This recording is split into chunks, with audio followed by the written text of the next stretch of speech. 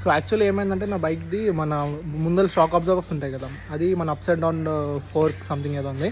So అది మన MT-15 బైక్కి అది గోల్డెన్ కలర్ వస్తుంది కదా. సో అది ఏమైందంటే ఆయిల్ లీక్ అవుతుంది. సమ్ లైక్ పీరియడ్స్ వచ్చినట్టు దాంట్లోకి వెళ్ళి ఆయిల్ లీక్ అయితేనే ఉన్నది. సో ఏందబ్బా అని చూస్తే అడిగిన షోరూమ్కి వెళ్ళి అడిగితే 4,000 అవుతుంది అన్నాడు. 4,000 మీ అమ్మ ఒకటి దాంట్లోకి వెళ్ళి కదా ఆయిల్ లీక్ అవుతుంది, మళ్ళీ లోపల ట్యూబ్ దెంగేస్తే అదొక 4,000 సపరేట్ అవుతుంది, మొత్తం కలిపి ఒక 8,000 ప్లస్ మనకి లేబర్ ఛార్జెస్ GST అవన్నీ పడతాయి అని చెప్పిండు.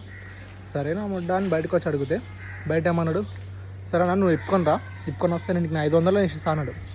సరే ఇప్పుకొని పోదామని షోరూమ్ మన పక్కన చిన్న సర్వీస్ సెంటర్ ఉంటే పోయి అడిగిన, అది ఇప్పేసి అన్న అంటే వాడేమన్నాడు, నేను 1,000 రూపాయలు తీసుకుంటా ఇప్పని.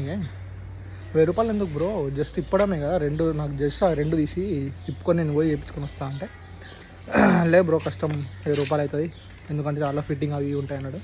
నేను అన్న లంజోడుక, నేను IT ఇంజనీర్, నాకు బైక్ మీద నా ప్యాషన్ ఇవ్వడానికి లేదు. సో అందుకని నేనేం చేసిన అంటే లాడ్లే మియావ్ అని లంజోడుక నేనే ఎత్తుకొని వచ్చిన. సో అది ఒక్క ఇంజనీర్ను ఇంతగానో గుద్దల్లం చేస్తే ఇప్పుడు 500 నాకు మొత్తం అయిపోతుంది.